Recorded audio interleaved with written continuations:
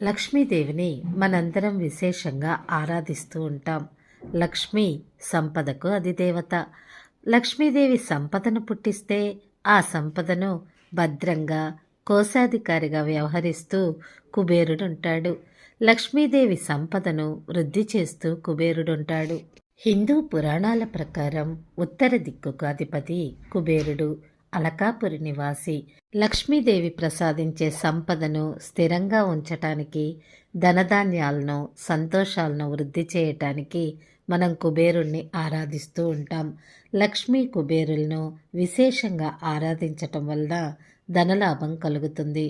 హిందూ పురాణాల ప్రకారం సాక్షాత్తు శ్రీ వెంకటేశ్వర స్వామివారు తన వివాహ నిమిత్తం కుబేరుడి నుంచి కొన్ని లక్షల నాణేలను అప్పుగా తీసుకున్నారని, అవి కలియుగాంతం వరకు చెల్లిస్తూనే ఉంటారని పురాణాలు చెబుతున్నాయి.